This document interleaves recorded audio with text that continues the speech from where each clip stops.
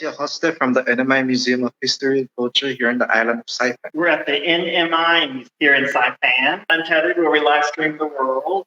And we need to do some real introductions today. All right, I'm Wesley Green. And I'm Scott B. Smith. And I'm Erica Baker. And I'm Archie, a hostess from the NMI Museum of History and Culture here in the island of Saipan.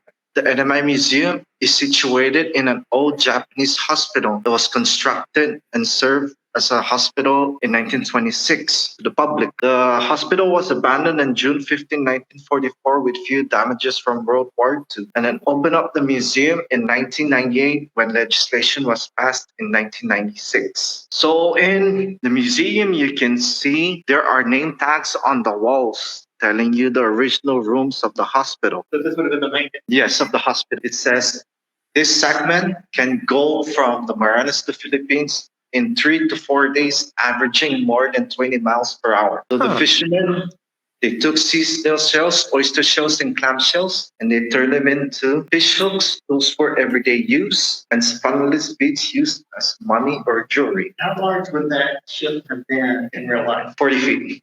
40 feet. Yes, accommodating to 100 people. In the 1800s, Carolinians came from the Caroline Islands because a typhoon destroyed their islands.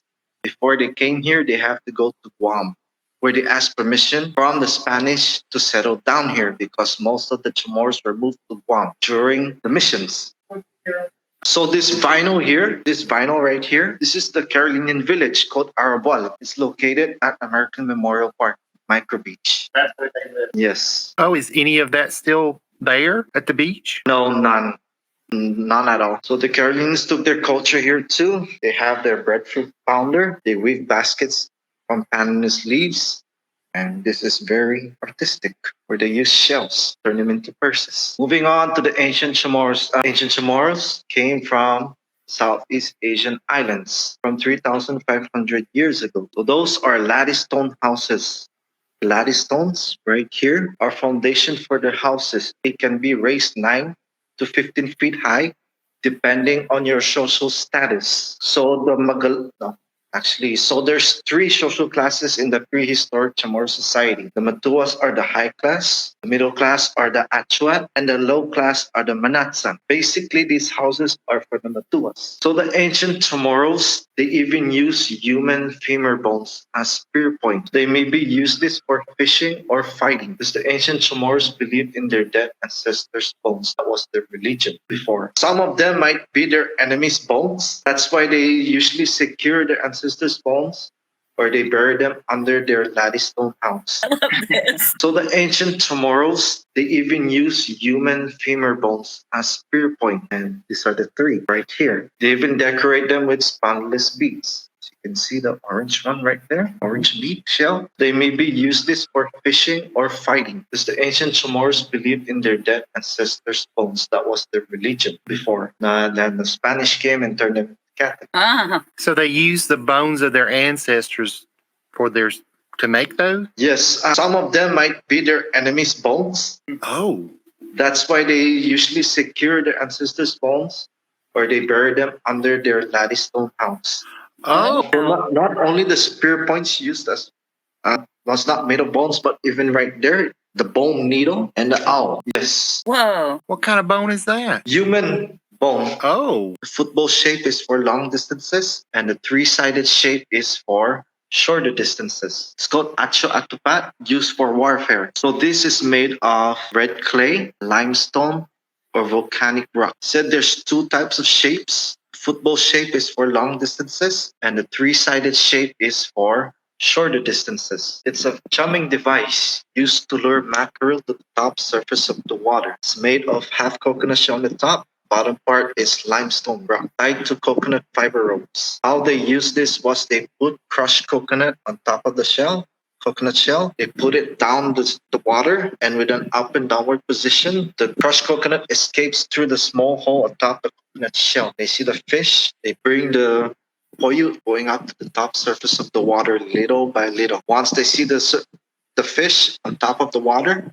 that's when they throw the lagwa, the net, to catch the fish, just like this picture here. So we don't use the poi anymore in our culture because of technological advancements, the changing world of fishing rods, trawling, and new technology that makes metal fishhooks and rods. That's how it became a legend. So Boston was contracted by the Bishop Museum to do an archaeological discovery on the islands. So they found a skull near the Taga House. The Taga House is located at Tinian Island. So Taga was originally from Guam, then he moved to Rhoda and then Tinian. How he became a legend was that from Rhoda, he lifted those lattice stones to make his own house in Tinian. So these stones are 15, 16 feet high. That's how it became a legend. So it's his drawings right here. So the Freycinet collection. So Louis Claude de Freycinet was given commander of the ship or the French Navy ship Ring that went around the world making a scientific expedition. With him were artists and scientists. So the crew ended up one day in Guam because they were sick, where the Spanish governor of Guam, Jose de Menilida, gave them medical supplies and a place to stay. While they're in the Marianas, while they were in Guam, they stayed there for 3 months, and then they went around the islands drawing what they see. So when they were going back to France, they stumbled into rocks in the Falkland Islands, where the crew managed to save half of the drawings, where a ship that's going back to France saved them. So the 93 drawings from the Freycinet collection, the NMI government bought the drawings from the French government. So it's his drawings right here. George Fritz even established the first local police force consisting of Chamorros and Carolinians. Now we're going to the German period, 1899 to 1914. The Spanish lost the war with the United States in 1898, which the Spanish sold the islands to Germans for $4.5 million, and they gave Guam to the United States. George Fritz, right here, is the first district officer that time. He had several experiments and developed the island. and they placed a clock there to teach people how to be punctual. But nowadays, it's always island time. George Fritz even established the first local police force consisting of Chamorros and Carolinians because most of the Chamorros were moved to Guam. Carolinians were approved to stay on the island, so the Chamorros started coming back groups by groups. So what George Fritz saw was the Chamorros were on one side, the Carolinians were on the other side. They weren't arguing or they didn't have any disagreements, but they weren't engaging. George Fritz decided to make the first local police force, putting everyone together so they can share ideas and have intermarriages. So that's why I want to tell you the historical significance of Navy Hill. A Japanese tourist came 4 years ago telling me his dad, he has a journal of the dad. He used to work for the secret Japanese Navy hospital in Navy Hill. There were pictures. He has a different map. His map was from here. Oh, okay. The secret part. He's here. He's been trying to find his dad's bones. But since the pandemic happened, I've never seen him anymore. So Japanese hospital was there, right? The secret Japanese Navy hospital. Then when the US came, they made their hospital on more higher on the hill. And the hospital was constructed at the Northern Marianas College in Astolahe. And now they put back the hospital right here, Navy Hill, because of its historical significance. Wow. They even have an article from Japan of what company made his statue. They had pictures of it when it was on the ship. They have pictures of a newspaper article on who made it. The people took picture of the statue before it came here. Right here is unification with the United States. So this is the covenant on how it became a part of the United States. U.S. President Gerald Ford signed the covenant to be in political union with the United States on March 24, 1976. So March 24 here is a holiday called Covenant Day. So with U.S. President Gerald Ford signing, this is his pen that we actually used to sign. Oh, wow. This made the NMI part of the United States. Yes. Then in November 4, 1986, we were granted U.S. citizenship. So November 4 here is another holiday called Citizenship Day. Then our Constitution was adopted on December 5, 1976, but we celebrated December 8 to coincide it with the island's patron saint, Our Lady of Cameron. So December 8 is another holiday called Constitution Day. Now, I was here for another holiday that was just a little bit different. What holiday is that? I was here for July 4th.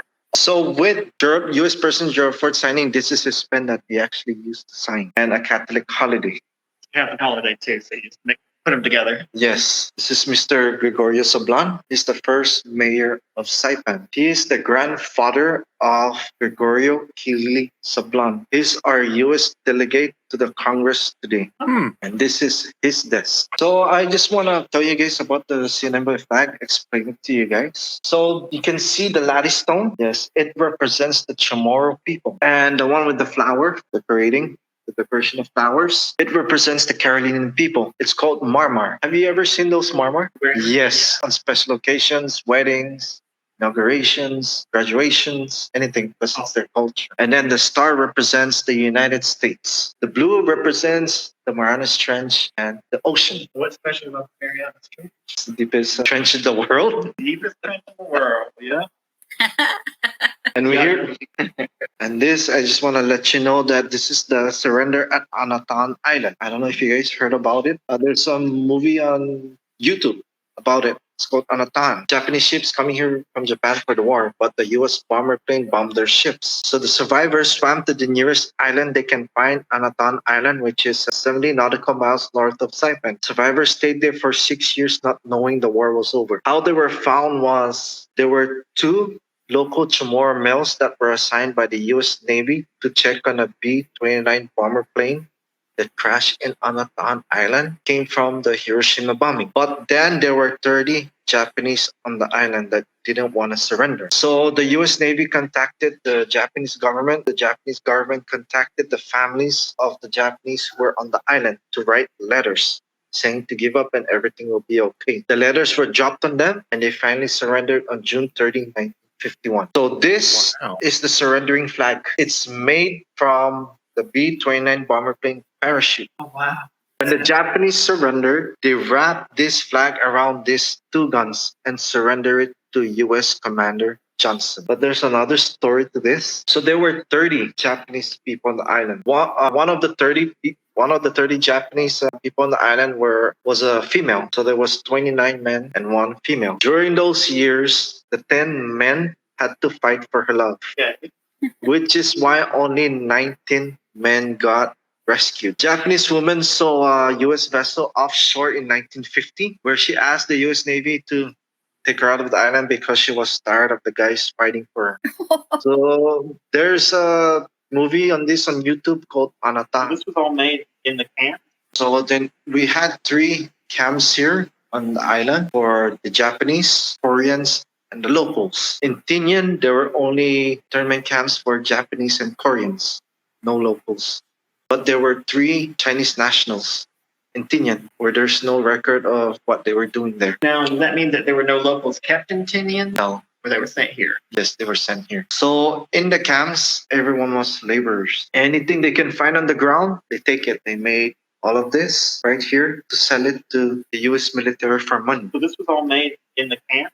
Yes. And it's made to be sold to. Some of them were given as a gift to Lieutenant Grong, who was in charge of the camps in Tinian. Those gun shells, they turned them into, or the bullet shells, they turned them into candle vases or candlesticks. They even made ashtrays from the Japanese Zero airplane. So like here in Tinian, this photograph shows a mother and young children selling what they made to the camp trade store. So this is the conception. It's a Spanish galleon that was made in Cavite, Philippines by Chinese artisans and Filipino laborers. So the conception, its first voyage, it left Manila Bay going to Mexico. So in the conception second voyage, they left Manila Bay on August 10, 1638 on typhoon season. The typhoon destroyed their sails and the wind threw them all the way to Saipan, where it sank here on September 20, 1638, at the southern tip of Saipan in Agigan Point. So in March 1987, Pacific Sea Resources, the salvage company, handpicked crew members consisting of archaeologists, divers, historians, and computer engineers. They went down there to Agigan Point and they salvaged everything what's left of the conception, which is displayed here today at the NMI Museum. Markings on them are of Spanish, Tagalog, or Chinese, representing its ownership, origin, and the contents in the jar. And this is when the conception sank.